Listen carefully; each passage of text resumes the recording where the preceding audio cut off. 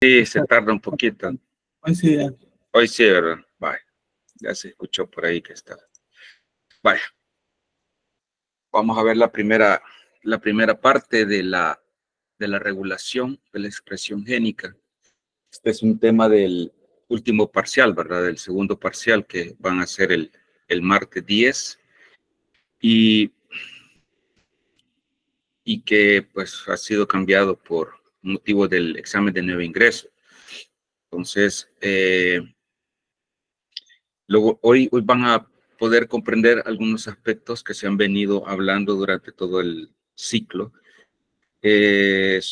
sobre lo relacionado con la inducción de enzimas, que se reprime la enzima o la vía metabólica porque las enzimas reguladoras disminuyen su actividad y pues hoy lo van a ir comprendiendo un poquito más con la base teórica que se les ha dado de las clases anteriores, principalmente de la clase de transcripción. Entonces, por favor les pido que si en un caso determinado, pues no tienen claro los conceptos que les estoy mencionando, me interrumpan y me pregunten cómo va la cuestión, porque si ponen atención a esta clase y no están poniendo atención en otra, pues yo sé que con suficiente con que vean la clase para que ya no estén leyendo otras cosas, pero sí yo les aseguro que hay aspectos que muchas veces quedan un poquito vacíos, ¿verdad? Pero que lo pueden complementar con el libro. Además de todos los aspectos del proceso de transcripción, hay algo bien importante que tienen que tener claro durante toda la materia de bioquímica. Ya lo decía aquí Jacques Monod, ya lo van a conocer. La variante biológica fundamental es el DNA. Eso se ha visto desde el principio, ¿verdad? Del curso. Por eso la definición de Mendel, que es la parte de la genética mendeliana normal, de la transferencia de genes. Por eso la definición de Mendel del gen como portador invariable de rasgos hereditarios, su identificación química por Avery, confirmada por Hershey, y la elucidación por Watson y Cribb de la base estructural de su invariabilidad replicativa, son sin duda las más importantes descubrimientos realizados en biología. A esto debe agregarse la teoría de la selección natural, cuya certeza y pleno significado, que posteriormente se dio, ahora fueron establecidos solo por estas teorías posteriores. Esto fue mencionado por Jacques Monod en 1971. Ajá, dígame por favor, yo no puedo ver quién me levanta la mano, ni si me dicen. Si alguien quiere participar, levantaron la mano, no. ¿O es que se sigue grabando, chicos? Sí, ¿verdad? Sí, se sigue grabando, doctor. Ajá, entonces no sé por qué surgió ese ruido. Bueno, pero igual. Sigamos entonces con la parte esta de la regulación de la expresión génica y epigenética 1. De hecho, volviendo a esta parte, en cursos recientes se ha introducido la parte de epigenética. La epigenética son todos los cambios que se puedan dar dentro del DNA que conducen a la regulación de la expresión de genes, principalmente a nivel eucariota. El curso está determinado para ver la parte eucariota, no la procariota. Sin embargo, para darles un adelanto, la parte de esta clase se va a ver procariota como una introducción a la parte de eucariota que se va a ver en la clase número 2 y que tiene muchos aspectos que van a ser utilizados, que se van a dar en esta clase para ser vistos en la clase número 2. La bibliografía, pues esa ya la tienen ustedes.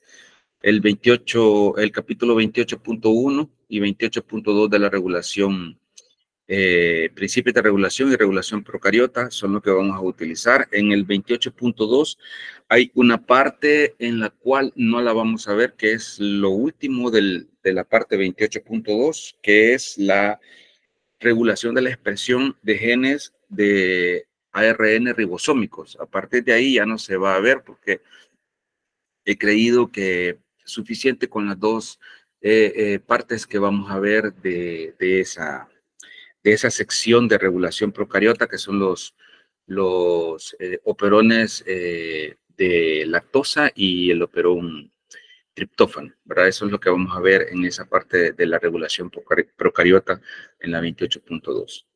Doc, una pregunta. No Ajá. sé si te siguen la primera diapositiva porque ya no pasó de ahí.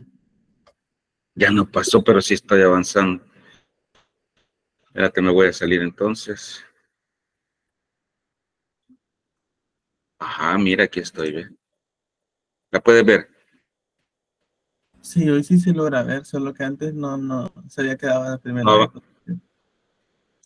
Bueno, esta parte de la bibliografía que les había dicho, pero sí, no sé, realmente no sé por qué está fallando esto.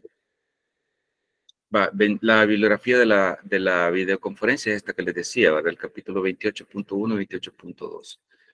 Esta tampoco la lograron ver. No, ¿verdad? No la lograron ver. Vaya. Voy a volver a presentar, a ver si sucede lo mismo. Yo creo que ese es el problema que surgió. Voy a volver a presentar para, si no se corre, pues ni modo, vamos a verlo así de esta forma. Pero tiene.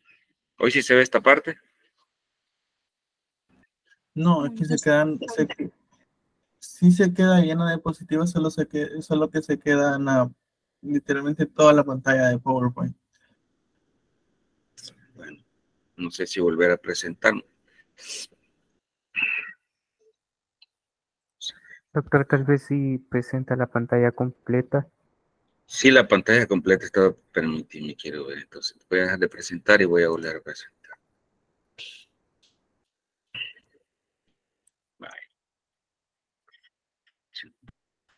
Completa, tal vez así, ¿o no?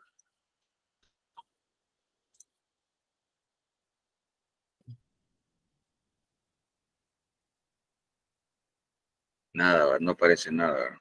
Ya les apareció. Hoy sí. Y yo no sé por qué está tan lento esto. Yo creo que debe de ser por la cantidad de personas. Hoy sí se ve, ¿verdad, chicos? Sí, hoy sí se logra ver. Sí, hoy sí. Hoy sí, ¿verdad? Sí, Vaya, doctor, hoy sí. vaya, perfecto. Voy a presentar otra vez. Hoy sí la alcanzan a ver. Hoy sí, Vale, vamos a ver. Si no sé, por favor, si no se sigue viendo, me dicen, por favor, para volver a hacer lo mismo. Vaya. Entonces, volviendo al punto anterior, que era esta de la bibliografía, ¿verdad? Ahí está la 28.1, 28.2. Si tienen el libro, les sugeriría que me fueran siguiendo con lo que voy hablando. Sería bueno para que fueran saliendo. Las páginas van de la 1119 a la 1139. Son 20 paginitas nada más. Y dentro porque algunos dicen que no comprenden por qué tienen el libro acá, que se van a las páginas del documento del PDF, pero lo que nosotros les reportamos son las páginas del libro, no del documento. Este es el documento, este es el libro. Entonces, página del libro, página del documento, para que lo puedan buscar.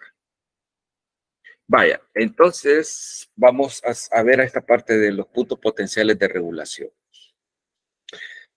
Hay varios procesos que están interviniendo en cómo los genes son regulados para su expresión. La expresión de un gen se refiere cuando una proteína, voy a poner cuando esta proteína que está acá es sintetizada, tiene función biológica y realiza su función. Esa es su expresión. De aquí en adelante, ustedes cuando les hablen la expresión del gen del gen BRCA1 o del gen de la glucosinasa, se expresa en tal momento. Ah, bueno, ustedes ya, o el gen, por ejemplo, de la insulina se sintetiza cuando se eleva la glucosa plasmática. Entonces, el gen de la insulina se expresa, o sea, se sintetiza insulina, sus cadenas por aparte, se madura y se direcciona, sale a realizar su función fuera de la célula beta pancreática. Esa es la forma de expresión. Entonces, para que todo ese proceso suceda, tienen que pasar varios pasos. Dentro de esos pasos, dentro de esos puntos de síntesis de las cadenas polipeptídicas de la insulina, de la glucosinasa o de cualquier otra enzima que ustedes estén, de cualquier otra proteína, no necesariamente que sea, no tiene que ser una enzima, tiene que pasar varios procesos. Primero, transcribirse, es decir, del DNA pasar a RNA. Ese RNA se madura, se modifica post-transcripcionalmente, se traduce en una proteína que no tiene su forma activa. ¿Por qué? Porque puede ser que no ha alcanzado su estructura terciaria o cuaternaria, o no tiene otros tipos de elementos que le permiten ser activa, o sea que se modifica post-traduccionalmente y se activa. Además de eso, no solamente está ahí porque se sintetiza en una parte de la célula, pero no está en el lugar donde realiza su función. O sea que se direcciona. Todos estos puntos específicos, incluso el turnover de cada una de ellas, pues es un punto potencial de regulación. En este caso, tenemos que hay dos puntos importantes dentro de ese proceso. Uno es el proceso de transcripción de la clase que vieron hace dos videoconferencias, y la otra es la parte del inicio de la traducción. Tanto el inicio de la transcripción como el inicio de la traducción son puntos específicos, potenciales de regulación. No solamente eso, sino el tiempo de vida que tiene el RNA maduro, que es de 1, 2 minutos como máximo. Por eso es que en el caso del ARN mensajero eucariota, tiene que pasar procesos de maduración en la cual pues, se le añaden dos estructuras al inicio, en la parte 5' y en la parte 3' del mensajero se le añade la cola polia en el 3' y el 7 cap en el extremo 5'. ¿Para qué? Para que pueda protegerse de la degradación de RNasas y que entonces pueda permitir que el mensajero pueda traducirse y formar una proteína. Ese espacio que dice el punto de degradación del RNA es regulable, ¿verdad? O sea, cualquier tipo de anomalía, cualquier tipo de mutación que lleve el RNA mensajero que le disminuya el tiempo de vida, pues va a inducir a una disminución de la proteína que está siendo codificada. Asimismo, el punto de inicio de la traducción, en la cual una serie de factores de traducción se unen al RNA para que pueda ser reconocido y que pueda inducirse todo el complejo de inicio de la traducción. Y ahí ya todo el proceso pues va hacia abajo. ¿Pero por qué se da en esos puntos específicos? Porque tanto el inicio de la transcripción, pero más el inicio de la traducción, son potenciales porque todos los procesos, el proceso de biosíntesis de proteínas es un proceso altamente costoso. Entonces, a la célula no le conviene estar invirtiendo en algo que no le va a servir. Entonces, esos dos son los puntos específicos, ¿verdad? A igual que la modificación posttraduccional, cuando la proteína está siendo sintetizada debido a una mutación in situ que se da del ARN mensajero para producir la proteína, entonces esas modificaciones posttraduccionales van a ser prácticamente innecesarias, ¿verdad? Es decir, que la proteína no va a alcanzar su actividad catalítica o la proteína, su estructura cuaternaria específica, que le impida, por ejemplo, tener un dominio de reconocimiento proteína-proteína que le conduzca a ser una proteína activa, ¿verdad? Y por supuesto todo el proceso de direccionamiento. Además de esos puntos que les he dicho, de los inicios de transcripción y traducción, hay otros puntos específicos en los que va. Por ejemplo, disponibilidad del DNA. Este gen que está acá tiene que estar disponible para que la ADN polimerasa pueda iniciar el proceso primero de ampliarlo o de duplicarlo en el caso del proceso de replicación, o que la RNA polimerasa lo reconozca y lo transcriba. Además de eso, si el mensajero pueda traducirse, porque puede ser que el promotor no sea reconocido. Si es estable el mensajero también por los tipos de modificaciones que pueda llevar, o si el tipo de procesamiento puede ser el adecuado, ¿verdad? Además de eso, el tiempo de degradación. Se ha visto pues que hay proteínas que tienen, no sé si lo mencionaron en la clase anterior, tiempos de vida muy cortos. Entonces, ese tipo de tiempos de vida cortos está inducido por el tipo de aminoácidos que está componiendo la proteína. Como les digo, me pueden ir preguntando cualquier duda que tengan, me van preguntando y ya vamos aclarando las cosas. Bien, pero ¿qué induce, por ejemplo, cuando se le dice a usted, mire, fíjese que en presencia de insulina, la fosfofructosinasa está activa? Y en presencia de insulina, la fosfofructosinasa está activa, pero en ausencia no está activa la fosfatasa. Bueno, pero ¿por qué? Pero ¿qué induce, por ejemplo, que si está presente o no está presente la glucosa a nivel plasmático, la fosfofructosinasa esté presente o la fosfatasa esté presente? ¿Qué es lo que va a inducir eso? Pues hay distintos genes que se le llama dependiendo de cómo están funcionando.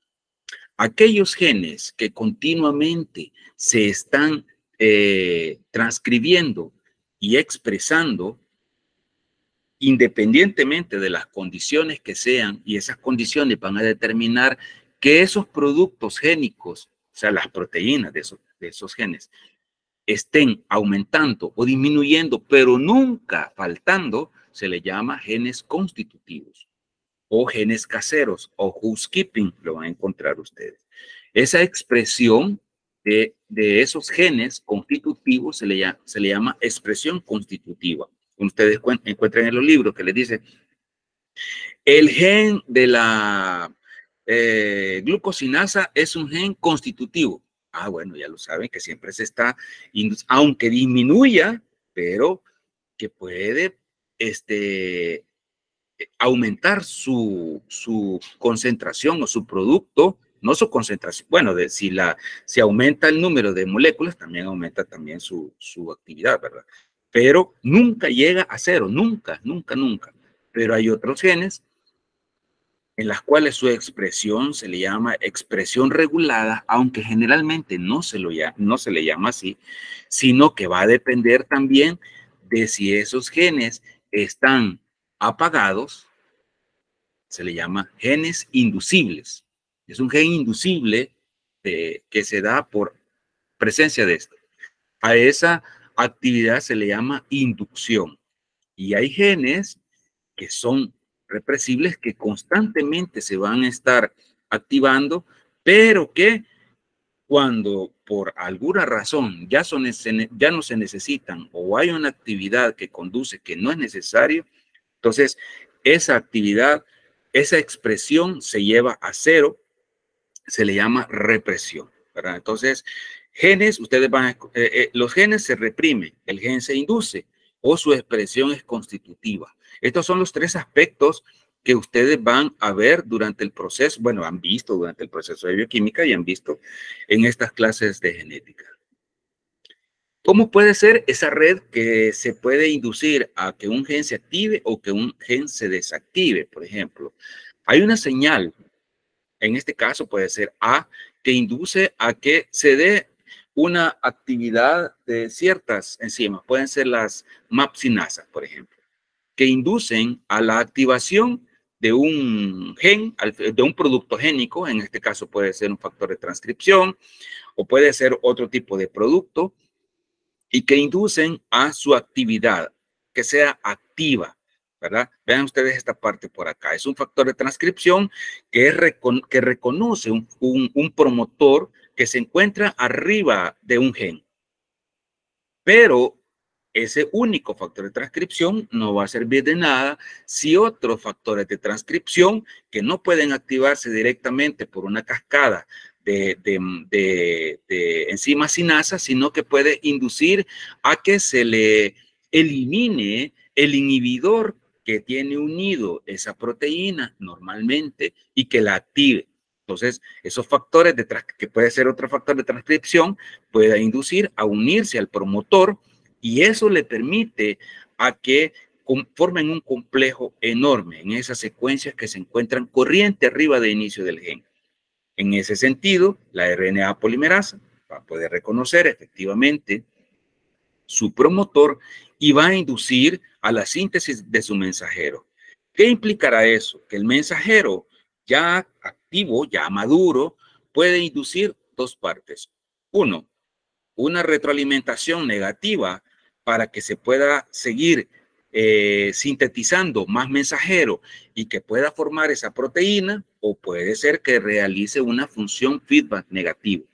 O también puede inducir a que las señales puedan ser eliminadas. En el caso, por ejemplo, inhibe la señal B para que se active la proteína B y que se esté activando la síntesis del factor inhibitorio, la proteína inhibitoria que induce aquí valga la redundancia, la inhibición del factor de transcripción. Entonces, todo es un proceso, una red de regulación general para que se esté sintetizando el mensajero de una proteína tal y que conduzca a la expresión génica de esa proteína que va a realizar una función determinada. En ese sentido, tenemos que tener claro los promotores. Todos los promotores son aquellas secuencias que se encuentran, dada su nombre, promocionando o activando que un gen pueda activarse o un gen pueda reprimirse. Esos elementos o esos segmentos o esas secuencias pueden estar ubicadas en 3 puntos. 1, secuencia arriba del inicio del gen, lo cual si se encuentra adyacente al inicio del gen se le llama elementos proximales. Si se encuentran corriente arriba del gen, se llaman elementos distales o secuencias distales que pueden ser potenciadores, en este caso enhancers, o pueden ser represibles. O en su defecto puede haber un tercer punto que no aparece acá, que son elementos corriente abajo del gen que puedan inducir el sitio de terminación del gen. Al estar activos estos elementos o disponibles para que la RNA polimerasa pueda reconocer al promotor, la transcripción puede darse libremente, el transcripto se procesa, es decir, se elimina aquellas secuencias que no codifican para aminoácidos, se empalman los exones, que son las secuencias que sí codifican para aminoácidos, se le añaden otras estructuras y se forma el mensajero. El mensajero ya empalmado, se le añade el 5-cap y la cola poli-A y está listo para su traslado desde el núcleo al citosol para poderse traducir. Ese es en el caso de los eucariotas. Pero aquí está cuando el mensajero pues pueda traducirse, conduce a una estructura terciaria de la proteína o puede ser una estructura cuaternaria, ¿verdad? O sea que al final que la proteína alcance su estructura nativa que conduzca a su actividad. Estos promotores, vean, aquí están un poco más diferenciados, lo que les dije, 3 aspectos, ¿verdad? El marco de lectura abierto, que es la secuencia de DNA que pueda codificar aminoácidos, secuencias corriente arriba y secuencias corriente abajo, ¿verdad? Elementos con sus elementos proximales, adyacentes al inicio de la transcripción, dentro de ellos se encuentra el promotor TATA o la caja TATA, o Elementos distales. Generalmente estos elementos distales son controladores específicos del promotor, ya sea potenciándolo o reprimiéndolo. Aquí dice silencers, pero son represores que se unen, son secuencias represoras que debido a un reordenamiento que pueda tener esta parte, esta estructura que ustedes ven acá, significa que esta es grande la distancia que hay entre estas dos secuencias distales y proximales. Entonces, ese reordenamiento arquitectónico, que ya lo vamos a ver, permite que esos elementos distales puedan entrar en contacto con los promotores proximales y que conduzcan la regulación de la expresión de este gen. Asimismo, las secuencias regulatorias corriente abajo puedan inducir a que pueda ser reconocido la secuencia terminadora y que pues la transcripción del gen llegue a su fin. Hay varios promotores, en este caso promotores procariotas, al igual que en los eucariotas, que siempre tienen promotores. En este caso podemos encontrar dos promotores que son bien importantes. Una, la región -10 y la región -35, siempre dentro del promotor.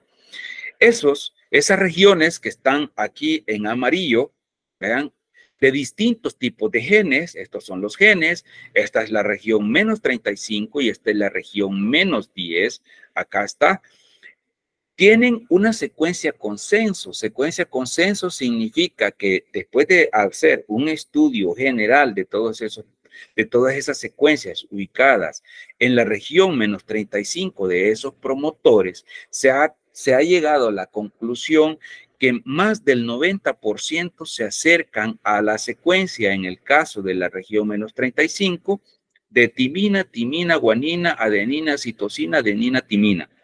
Se ha llegado a ese consenso. Se ha llegado a un consenso también de que la distancia entre la región -10 y -35 es de entre 15 y 17 pares de bases, que puede variar acá 15 o 17, significa que puede ser 17, 16, 15, 12, 13 en algunos de los casos, ¿verdad? Y que la secuencia consenso de la región -10 es la secuencia tata-at.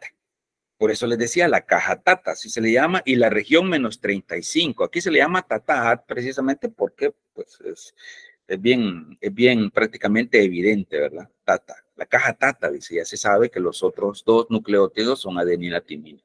Tata-at, ¿verdad? Entonces, si ustedes pueden ver acá, algunos se acercan a la secuencia consenso, otro no. ¿Qué implicará esto? Implicará que la RNA polimerasa reconoce más fuertemente aquellos promotores que tengan, mejor dicho, esa secuencia más cercana a la consenso que las que tengan aquellas diferencias bastante grandes entre esa secuencia consenso y su región -35, ¿verdad? Vean ustedes aquí los porcentajes que hay en esa secuencia consenso, en la cual, por ejemplo, el 77% de la secuencia -10, el inicio es timina. Si hay otro nucleótido, pues entonces la fuerza del promotor, la fuerza de la RNA polimerasa por reconocer ese promotor va a ser menor. Al igual, así está con la región -35. Asimismo, pues, para que la RNA polimerasa pueda reconocer estas regiones, estos elementos promotores, este es el promotor más importante de los eucariotas, vean, en la región -35, -10, hay regiones cercanas al sitio de inicio de los genes, ¿verdad? Que puede haber una distancia entre 10, 12, entre la caja tata y el inicio del gen, entre 17 nucleótidos entre la región -35 y la -10 y aquellos elementos distales, ¿verdad? O también llamados elementos UP o corriente arriba. Hay varios factores que determinan, ustedes ya vieron un par, que es el factor sigma, les han de haber mencionado el factor sigma 32, que es el factor sigma normal que tienen las RNA polimerasas. Sin embargo, hay otro factor también que va unido, de hecho es el factor que reconoce el sitio promotor, que va dentro de la RNA polimerasa, de la holoenzima de la RNA polimerasa, para que pueda realizar su función. Hay otro promotor que, otra proteína que elimina el sigma 70, que induce, es inducido su síntesis por cuando la bacteria está sometida a estrés. Esa se le llama, son proteínas del choque térmico. De hecho, el factor 32 desplaza al sigma 70 para que, no, al revés, el factor sigma 70 desplaza al sigma 32 para que pueda inducir el reconocimiento de aquellos genes que están relacionados con la transcripción de proteínas relacionadas con el choque térmico. ¿Por qué se le dice choque térmico? Ustedes han visto que la actividad de las proteínas está regulada por su temperatura y eso está determinado por la cadena lateral de los aminoácidos que conforman esas proteínas. Entonces, la elevación de la temperatura o cualquier otro tipo de estrés va a conducir a que pueda haber una disfuncionabilidad entre esas proteínas y se necesita la protección, induciendo a aquellos genes protectores que van a conllevar prácticamente a estabilizar el genoma en el caso de la bacteria. Un factor de especificidad, también tenemos la proteína enlazante a la caja TATA en el caso de los eucariotas, ¿verdad?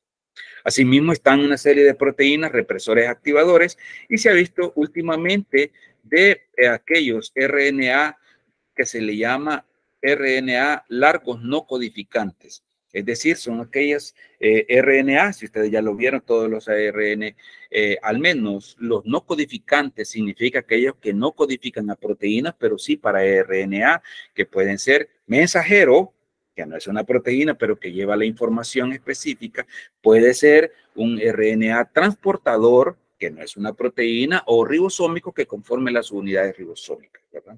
Estos RNA reguladores se ha visto la importancia que puedan tener últimamente con respecto a el ayudar a ciertos aspectos celulares para que la RNA polimerasa pueda ayudar, puede reconocer a su promotor, ¿verdad?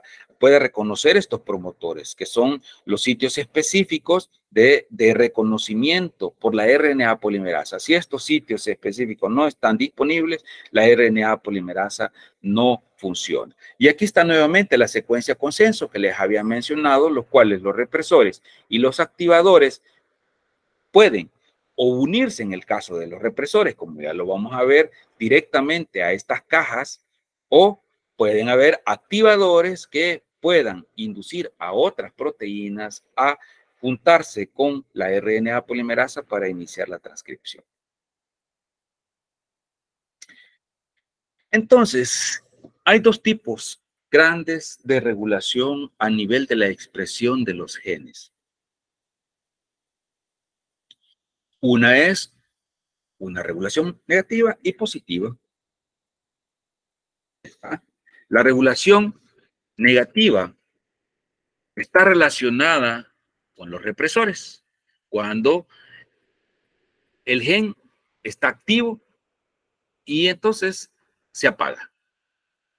O una regulación positiva en el cual está el gen inactivo y se activa para transcribirse. Ahí la diferencia está en los tipos de proteínas que intervienen para que se dé ese tipo de regulación. Cuando la regulación negativa utiliza represores y la regulación positiva realiza activadores. Por supuesto que hay proteínas, hay genes que utilizan no solamente el represor, sino que utilizan otras proteínas que refuerzan la actividad del represor. A eso se le llama correpresor. Y hay proteínas que funcionan como activadores de la RNA polimerasa y que necesitan otras proteínas para que potencien su actividad positiva, y eso se le llama inductor. Bien, ¿cómo funciona esa regulación negativa? Puede ser de que el represor esté reconociendo la secuencia adyacente que puede, dentro del promotor, adyacente al gen, y entonces no se dé la transcripción. La señal positiva, una señal molecular, un cambio específico de concentración de AMP cíclico, puede ser, ¿verdad? Induce a la síntesis de una molécula específica que pueda unirse directamente al represor. El represor deja libre el sitio del promotor, ya vamos a ver qué sitio es, y que entonces el gen esté disponible para su transcripción. O puede ser de que el sitio operador se encuentre libre, la RNA polimerasa esté transcribiendo el gen, el represor junto con el correpresor, que sería en este caso la molécula señal, puedan unirse, activarse y entonces ubicarse directamente sobre el sitio promotor, impidiendo la transcripción del gen. Siempre con represores, recuerden.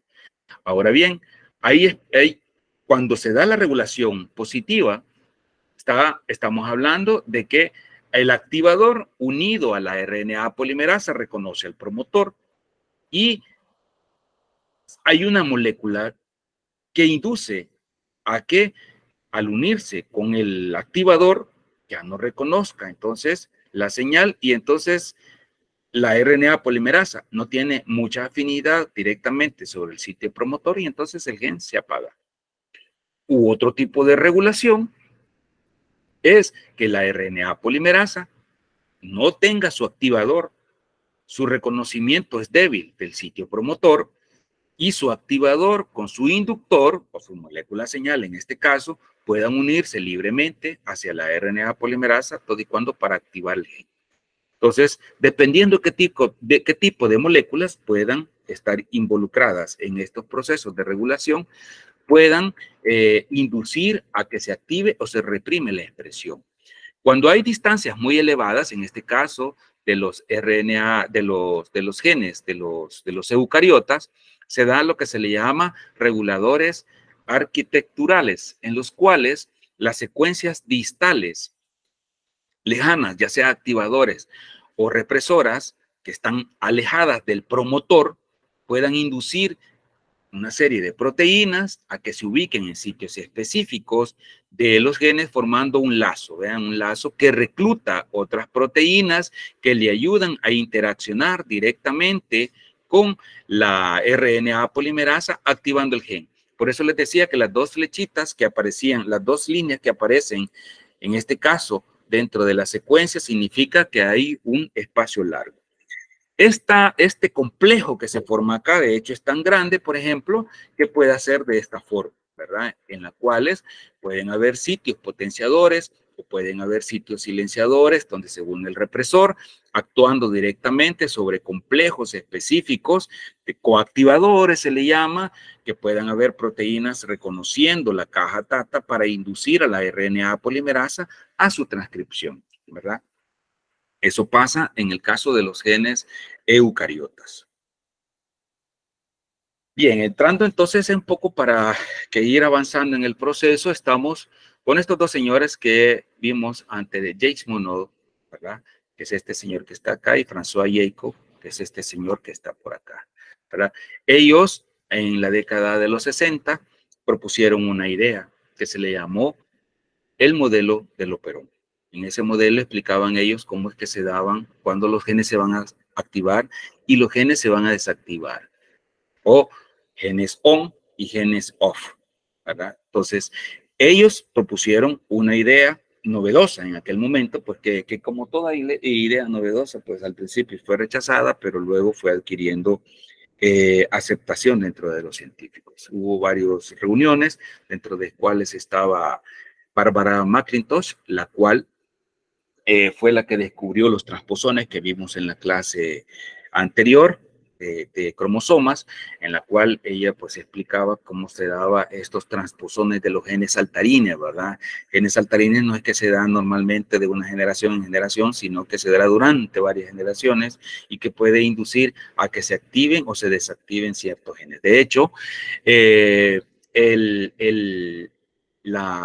para que tengan una idea ustedes, la xantina oxidasa es una enzima que ha estado prácticamente activa desde hace pocos años atrás, años en evolución, ¿verdad?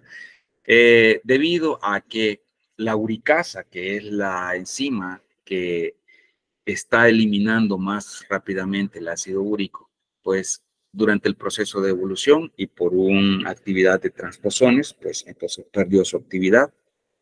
Y entonces la lactina oxidasa inició su mayor tipo de actividad. De hecho, los primates y los humanos somos los que tenemos la mayor concentración de ácido úrico a nivel plasmático debido precisamente a la falta de uricasa. Los otros animales de los vertebrados inferiores y otros tipos de eucariotas, pues ellos sí tienen uricasa, ¿verdad? Entonces, va a depender también el tipo de forma como se esté excretando el nitrógeno. Entonces, además de eso, son las enfermedades que van siendo formados debido a la actividad de los transposones. Este Barbara McClintock de los transposones y este Jane Monod. Vean es bueno reconocer realmente el trabajo de los científicos, ¿verdad? Entonces, ese modelo del operón determina dos cosas. Primero, los genes estructurales, su promotor, sus sitios específicos y la ubicación del gen que va a inducir su regulación negativa, ¿verdad? Ellos propusieron de que en este caso el operón estaba conformado por tres sitios. Uno, los genes estructurales, que serían estos tres que están acá. Su promotor, que incluye también una secuencia adyacente al gen y en algunos casos dentro del mismo gen que se va a transcribir, que se le llama sitio operador. El sitio operador es un sitio reconocido por el represor y que puede también reconocer parte del promotor, pero normalmente lo hace a través del sitio operador, que es un juego de palabras, ¿verdad? Corriente arriba del promotor se encuentra la secuencia que origina al represor, que es el gen regulador. Y, por supuesto, como cualquier otro gen, tiene su secuencia promotora. Es decir, que para que realmente el operón, esta secuencia esté prácticamente off, apagado, tiene que haber una activación del promotor para que pueda inducir la transcripción del gen regulador y el gen regulador a la proteína se transcriba, o sea, el gen se transcriba, se induce la síntesis de proteína y reconozca la secuencia operadora que induzca el silenciamiento de los genes estructurales. Vaya, ¿qué indica todo esto? Me voy a pasar a la siguiente diapositiva para que lo tengan claro. Esta es una secuencia de un operón normal, ¿verdad? Vean ustedes la secuencia promotora, en la cual tiene su promotor principal, tienes la secuencia operadora y tienen una secuencia arriba, adyacente del promotor, de la unión del activador. Estos son los genes estructurales. Y aquí está la secuencia que codifica para el regulador negativo, el represor y su promotor, ¿verdad? Eso implicará que para que estos genes se puedan transcribir, significa que el producto que estos genes estén sintetizando, que generalmente son enzimas, vayan a la síntesis de esa molécula que es necesaria para la actividad de la bacteria, en este caso de los procariotas. Si esa proteína está normalmente dentro de los procariotas, pues entonces estos operones van a estar inactivos. Si esa proteína falta, pues entonces el operón va a estar activo. Eso es lo que les quiere decir prácticamente el modelo del operón. ¿Verdad? Veámoslo acá. Veámoslo acá. Cuando una proteína específica falta, se induce a que el gen regulador se transcriba, se forme una proteína. Ese gen puede tener dos sitios. Uno de unión para el activador o de unión para el correpresor. Cualquiera de los dos. Eso implicará que esa proteína, fíjense la flecha, por favor, tendrá esa proteína ya activa, que es transcrita del gen regulador, tendrá mayor afinidad por su sitio operador que estando solo, vacío. Eso implicará que normalmente si el gen regulador está presente, estará unido a su sitio operador. Entonces, si está unido a su sitio operador, significa que los genes estructurales van a estar apagados, o sea, no se van a estar expresando. Pero si hay una molécula inductora que reconoce al represor, unido fuertemente al operador, se une a él, y entonces el represor tiene menor afinidad por su sitio operador y se separa, ¿verdad? Entonces, vean la flecha. Tiene mayor posibilidades de que esté libre el represor del sitio operador unido al inductor. Y por lo tanto, la RNA polimerasa pues induce la transcripción de los genes. Se transcriben a mensajeros y se traducen, ¿verdad? Las proteínas que van a tener la función. Entonces, tanto la proteína que pueda inducir, que puede hacer como un coactivador o un inductor, puede ser un correpresor, que pueden aumentar el correpresor, aumentar la afinidad del represor por el sitio operador, o el inductor o el activador, que puede inducir la menor afinidad del represor por su sitio operador. Ese es un jueguito de palabras, ¿verdad? Pero realmente así es. Aquí tenemos el operón lactosa. El operón lactosa, normalmente, cuando hay glucosa, que es el combustible principal de los procariotas, pues entonces el operón lactosa, como su nombre lo indica, y induce a la utilización de lactosa como combustible metabólico. Acuérdense que la lactosa es un disacárido conformado por galactosa y glucosa, que la galactosa es un isómero de la glucosa y por lo tanto se puede isomerizar a 2 moléculas de glucosa. Eso es la idea principal de este operón, ¿verdad? Entonces, normalmente cuando hay glucosa, pues entonces el operón lactosa va a estar inactivo.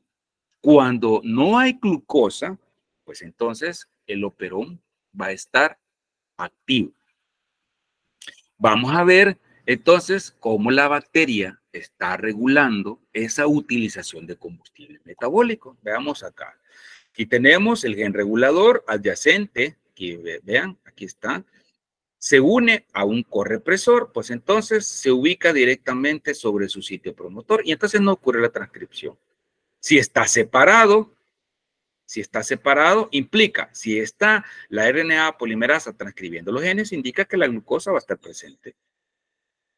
Está ausente.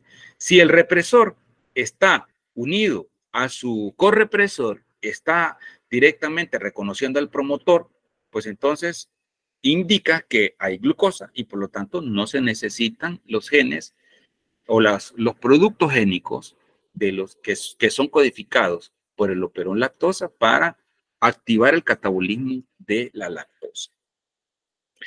Esos 3 genes que están incluidos en el metabolismo de la lactosa se le llaman, todo el conjunto de promotor, operador, activador, se le llama operón LAC de lactosa, ¿verdad? Tiene 3 genes, LAC-Z, Y y A. El LAC-Z codifica para la beta-galactosidasa, LAC-Y para galactosidopermeasa y LAC-A para la transacetilasa. Y por supuesto tienen el adyacente a él lo que habíamos dicho, ¿verdad? La secuencia que induce la transcripción del represor con su promotor, ¿verdad? Entonces, el promotor, cuando hay glucosa, se encuentra unido a su sitio operador. El represor no está unido al operador cuando no hay glucosa y hay lactosa.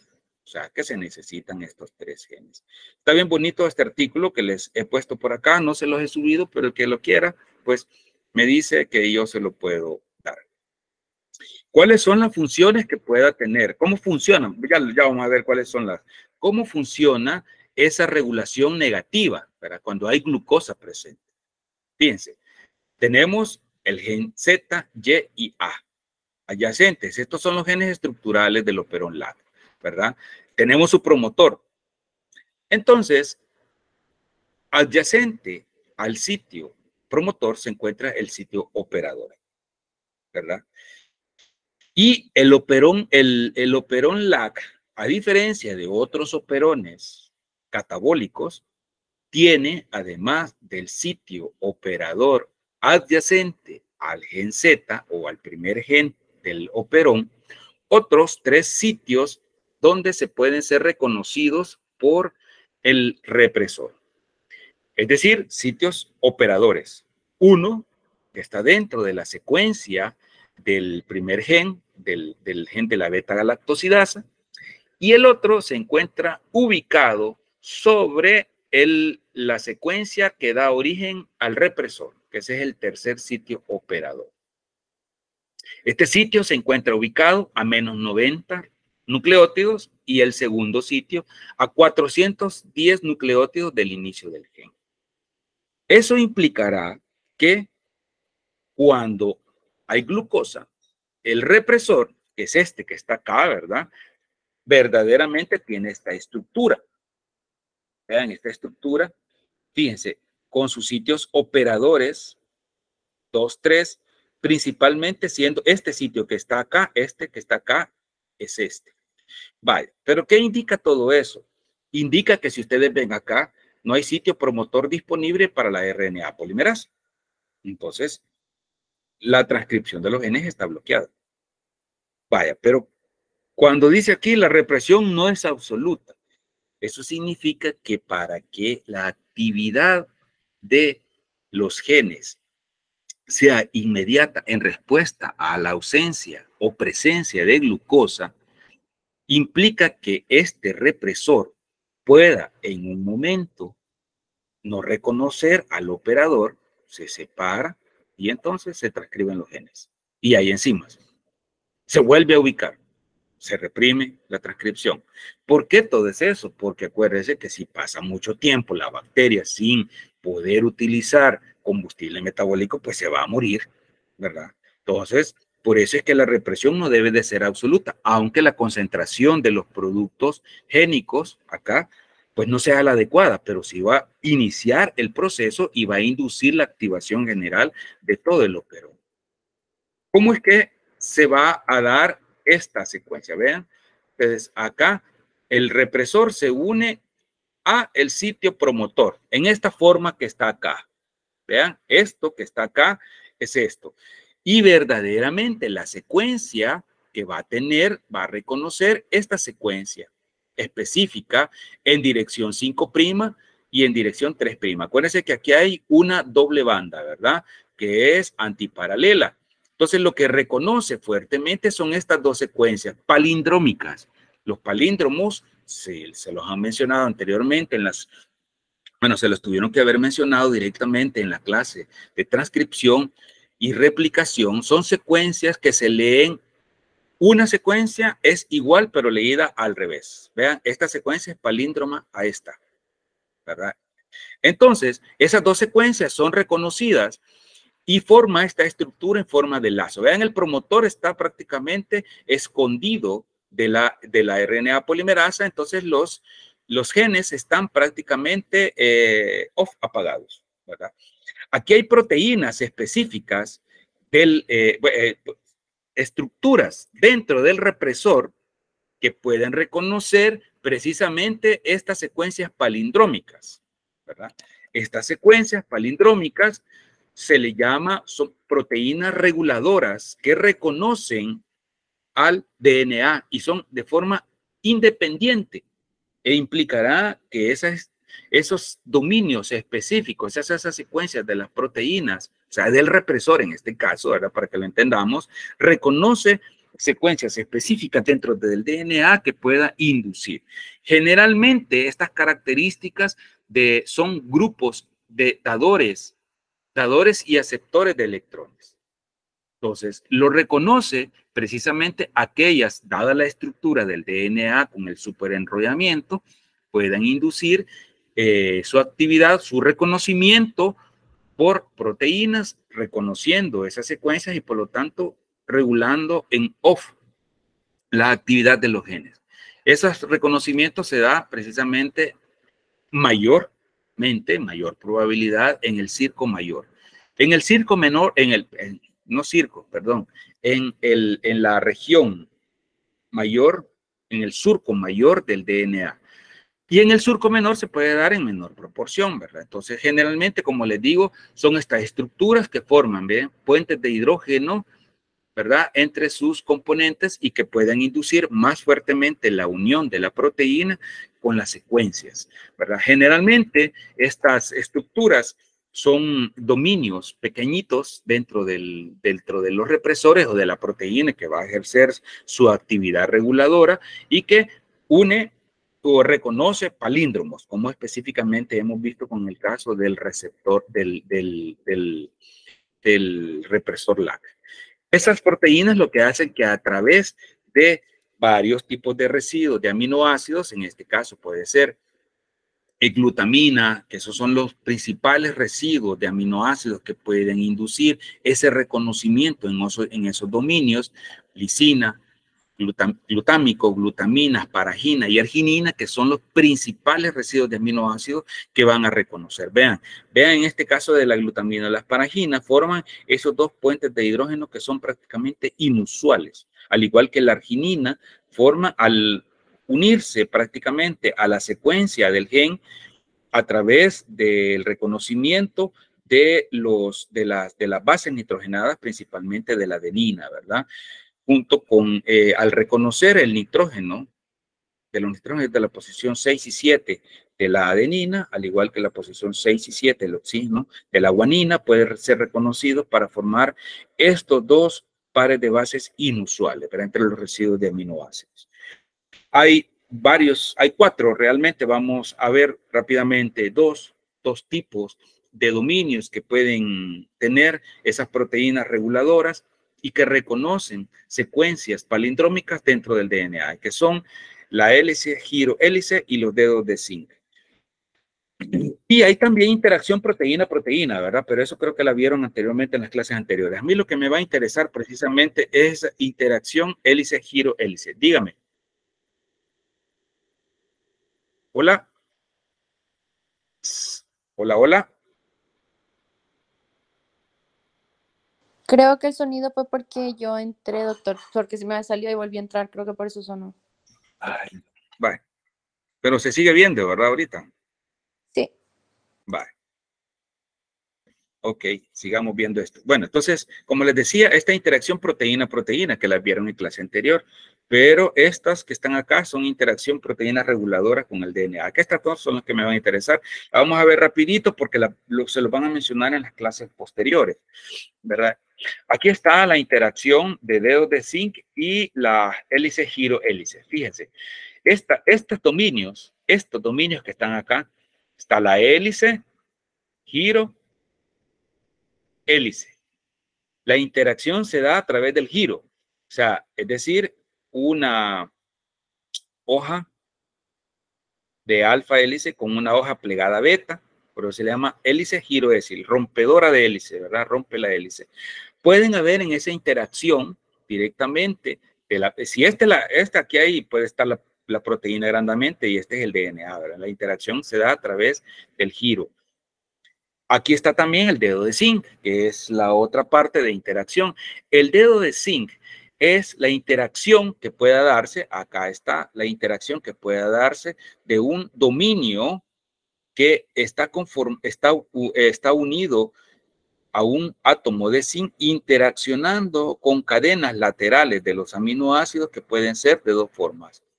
O cuatro cisteínas, o cuatro cisteínas, o dos cisteínas y dos histidinas. Entonces, esta interacción directamente se da entre el átomo de zinc, proporcionando estabilidad para el reconocimiento de estos dos dominios, de este dominio, vean, este es un dominio en forma de hoja plegada beta y este en forma de alfa hélice, interaccionando con la proteína, ¿verdad?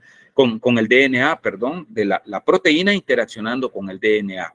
En esa interacción de la proteína con el DNA pueden haber varios tipos varios puntos de reconocimiento del DNA, es decir, conformándose varios dedos de zinc. Aquí hay un dedo de zinc, aquí hay otro dedo de zinc, puede haber otro dedo de zinc dentro de la estructura, para varios, pueden haber hasta 30 interacciones proteína-DNA, lo que le va a dar la estabilidad de la interacción. Entonces, ¿cómo es que se pueda dar esa, bueno, interactuando el represor con el promotor del operón LAC, ¿verdad? Impide la transcripción de los genes y por lo tanto las proteínas no se van a estar formando. Pero ¿qué sucede, por ejemplo, cuando hay glucosa fuertemente unida, que hay lactosa? Vean, si hay lactosa, el combustible preferido será el ATP. Eso puede darse por lo que se le denomina como represión por catabolito. Esta expresión que está acá. Y esto se da a expensas de AMP cíclico y de una proteína. La proteína que se le llama proteína activador de los genes catabólicos, CAP, que puede interactuar con AMP cíclico para que pueda darse una inhibición completa del operón. Es decir, que cuando hay glucosa elevada, el AMP cíclico va a estar disminuido. Y cuando hay glucosa disminuida, el AMP cíclico va a estar aumentado. Tenemos que tener claro esa actividad. ¿Qué hace entonces estos genes del operón LAC? Vean, por un lado tenemos la galactosidoperiasa, la beta-galactosidasa y la transacetilasa. Entonces, la galactosidoperiasa lo que hace es permitir la entrada de lactosa, tomando un transportador específico de lactosa. Al entrar, las moléculas, pocas moléculas que se encuentran activas de la beta-galactosidasa, que cuando el represor se separa del operador, entonces se transcriben los genes, pero luego se vuelve a ubicar. En ese momento se está transcribiendo el gen de la beta-galactosidasa y la beta-galactosidasa hace dos cosas. Por un lado, hidroliza la lactosa en galactosa y glucosa y por el otro lado forma el isómero de la lactosa, que es la alolactosa. ¿Qué implica eso? Implica que el inductor del operón, lactosa, normalmente sería la lactosa, ¿verdad? Pero vean ustedes esta flechita punteada acá. Es una interacción débil de la lactosa con su promotor. El verdadero inductor del operón lactosa es la alolactosa, que es este isómero que es formado por la beta-galactosidasa. Al inducir el operón, pues entonces se transcriben, la RNA polimerasa transcriben los genes del operón lactosa, ¿verdad? Entonces se forman proteínas. ¿Qué? Pero, ¿qué sucede cuando hay glucosa? Es decir, cuando hay glucosa y que esa regulación pueda estarse dando a través de ese inductor.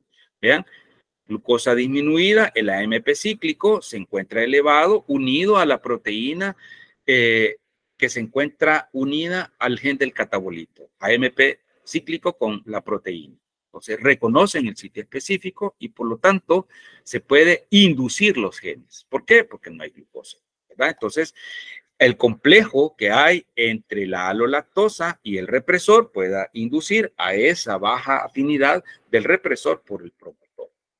Eso significa que tenemos un coactivador. En ese caso sería el AMP cíclico y la proteína receptora que reconoce al sitio CRP. La proteína es la proteína activadora de los genes catabólicos o CRP, pueda reconocer su sitio es adyacente al sitio promotor para activar la actividad de los genes, ¿verdad? Entonces, ¿qué necesitamos en este caso? Necesitamos, aquí debería ser alolactosa, ¿verdad?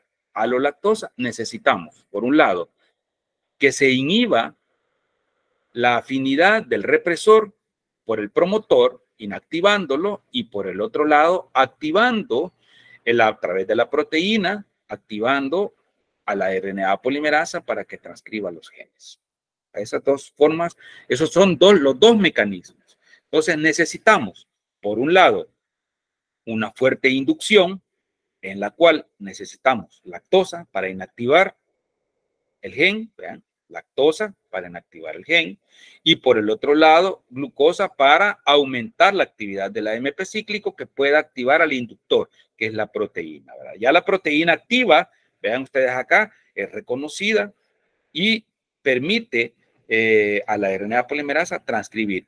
Mientras haya muy poco AMP cíclico o haya glucosa, no se puede dar. El represor va a estar fuertemente unido. Eso implicará que hay varios tipos de uniones que puede darse. Uno, si hay glucosa elevada, AMP cíclico bajo y lactosa ausente, pues entonces lo que hemos visto, ¿verdad? El operón va a estar inhibido. O aunque haya baja glucosa, pero si no hay lactosa, pues entonces tampoco puede darse, aunque los genes se puedan estarse transcribiendo a una baja velocidad, pero no va a ser lo suficiente. ¿Por qué? Porque no hay lactosa. Tercer punto, puede haber glucosa alta, AMP cíclico bajo y lactosa presente, pero el AMP cíclico no está, que es el coactivador de la proteína receptora de los genes catabólicos. Por entonces, el nivel de transcripción va a ser nulo. Y por último, tiene que estar los 3 puntos. Primero, que la glucosa esté ausente, el AMP cíclico elevado, debido a que la glucosa está ausente, y la lactosa esté presente. Entonces, alto nivel de expresión de los genes. Entonces, para que vean ustedes cómo es que funciona. En ese sentido, tenemos que tener claro que el regulón es una red de operones que se encuentran regulados por una misma señal. En este caso sería la regulador señal, sería el AMP cíclico y la proteína activadora de los genes catabólicos. Pero se llama de los genes, porque no solamente es uno, ¿verdad? Sino que son varios genes catabólicos. En este caso, vean ustedes acá, unido fuertemente, el sitio CAP con su activador, con el represor LAC, enlazado fuertemente. Entonces, el represor LAC es inhibido por la lactosa. El inductor, unido con la CRP, unido con el AMP cíclico, activan la transcripción de los genes. Alta glucosa indica que, aunque haya alta glucosa, pero bajo AMP cíclico, el represor LAC va a estar unido fuertemente. Entonces no va a haber un proceso de transcripción. A eso se le llama regulación coordinada, es decir, a que ambos tipos de moléculas, tanto presencia de lactosa como presencia de AMP cíclico en grandes concentraciones, pueda inducir a esa regulación de activación o represión. Bien, veamos el regulón que les había mencionado anteriormente. El regulón es las proteínas reguladoras, ¿verdad? Para múltiples tipos de genes. Vean ustedes acá el operón arabinosa, el operón lactosa, que es el que acabamos de ver, el maltosa, todos ellos relacionados precisamente como disacáridos que se puedan utilizar como combustibles metabólicos. Eso lo puede hacer la bacteria, nosotros no lo podemos hacer. Acuérdense de eso, que lo que hemos estado viendo es a nivel de procariota, ¿verdad? O sea, que una única señal pueda inducir a varios tipos de operones y que puedan permitir el aumento de glucosa, ¿verdad? Para la actividad específica de la bacteria.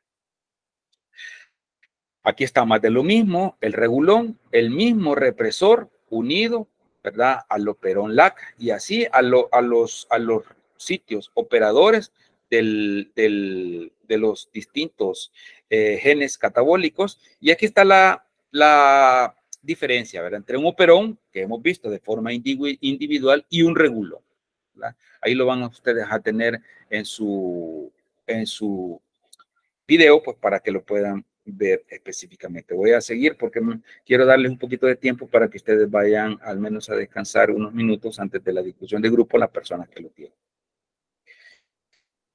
Vaya, en eso es el tipo de actividad que se da en un operón que es a nivel catabólico. Pero ¿qué sucede cuando es un operón biosintético? Un operón biosintético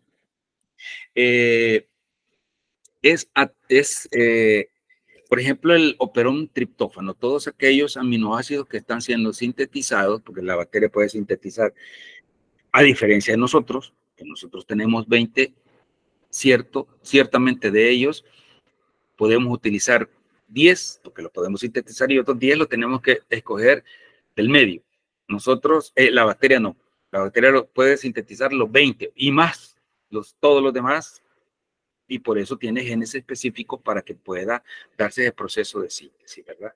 Entonces, el operón triptófano es el ejemplo de un operón biosintético. Puede hacerlo por un proceso bien llamativo que se le llama atenuación de la transcripción, en el cual el triptófano, la presencia de triptófano, funciona como un correpresor. Es decir, si hay triptófano en el medio, entonces la bacteria no necesita por qué estar sintetizando triptófano. Cuando no hay triptófano, entonces el operón triptófano va a estar aquí. O sea, tiene que haber ese jueguito específico, ¿verdad? Si hay triptófano, vean, aquí está el represor triptófano, está unido al triptófano y por lo tanto, al unirse al represor, reconoce el sitio regulador y entonces va a formar lo que se le llama un RNA atenuado. Si no hay triptófano, el triptófano no va a estar unido al represor y por lo tanto el sitio promotor va a estar activo para la polimerasa, para la síntesis de estas 5 enzimas, vean estas 5 enzimas que funcionan desde el corismato hasta el triptófano para la síntesis de triptófano. Todas estas enzimas tienen funciones incluso que se repiten dentro de la secuencia biosintética del triptófano y de la L-serina. Entonces, eso es importante que lo tengamos claro, que en este caso el triptófano funciona como un correpresor. Bien, para que esto funcione, veamos esta estructura del operón triptófano. Secuencia para el represor, su sitio promotor, su sitio operador, y aquí hay una secuencia líder con su zona, con una zona específica que se le llama zona atenuadora. Y estos son los genes estructurales del operón, ¿verdad? Vamos a verlo un poco más detenidamente, esta secuencia líder que tiene una secuencia atenuadora, ¿verdad? Veamos acá que se le llama TRPL, de líder, o sea, la secuencia guía atenuadora. Bien, esa secuencia está conformada, líder, esa secuencia líder, por 4 secuencias. Una secuencia acá, 2, 3, 4. Y el sitio de inhibición, de la sitio de atenuación, conformado por secuencias de uracilo. Y aquí comienza el gen. Vean, esta secuencia líder está conformada por 162 nucleótidos, de los cuales la primera secuencia, la número 1, codifica para 14 residuos de aminoácidos. Estos residuos de aminoácidos, como tal, tienen como característica 2 residuos triptófano, que son importantísimos para que se dé el proceso de atenuación. ¿Cómo va a funcionar esa secuencia? Esta secuencia líder va, si está siendo transcrita y traducida, implicará que tanto la secuencia 2 como la 3 pueden tener afinidad y pueden formar puentes de hidrógeno entre ellas. Así como también la secuencia 3 y la secuencia 4. Pero ¿cuál es la diferencia? ¿O en qué momento se da la unión entre las secuencias 2 y 3 o en la secuencia 3 y 4? La secuencia 2 y 3 se forma cuando no hay triptófano. Y la unión entre las secuencias 3 y 4 se da cuando hay triptófano. Si hay triptófano, el operón está inhibido. Si no hay triptófano, entonces las secuencias 2 y 3 van a estar activas. Entonces, eso implicará, tiene profundos cambios. ¿Cómo funciona específicamente ese operón? Ese operón, vean. Hay triptófano. Implicará que cuando el ribosoma, acuérdense que aquí la transcripción y la traducción están acoplados, no es como nosotros, ¿verdad? Que se tiene que formar el mensajero, salir del núcleo y pasarse al citosol. Aquí no, aquí están acoplados. La transcripción con la traducción, con el ribosoma.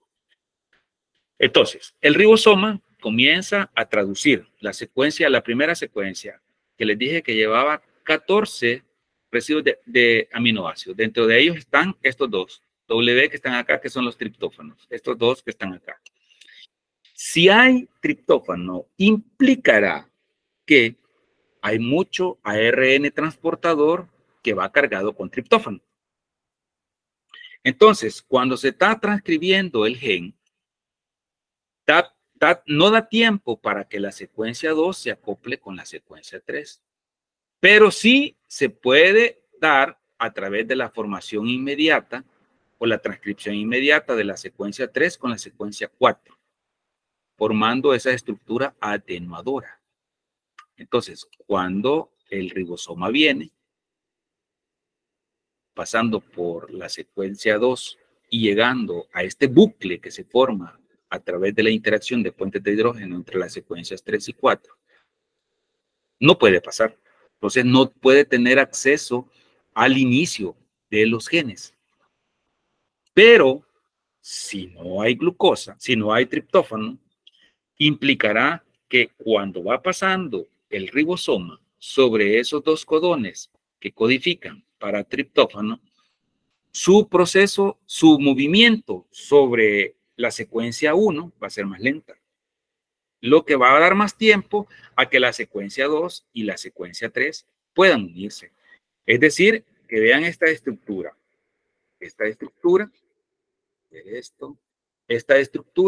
del atenuador va a tener esta estructura estable como bucle. Y cuando no hay triptófano, se va a dar esta estructura. Vean, no es estable. Es estable ese par de la secuencia 2-3. ¿Qué implicará todo eso? Implicará que cuando va pasando el ribosoma, va a alar, dada su voluminosidad, ¿verdad? Que tiene el ribosoma, va a alar, y como esta estructura es muy lábil, pues entonces se va a romper y rápidamente va a pasar por todas las secuencias, transcribiendo todos los genes. Entonces, eso va a permitir que el operón, todo en general, pueda transcribirse. Para ahí que puedan estar accesibles todas esas proteínas. Bien, con esta atenuación del operón triptófano, terminamos esta parte.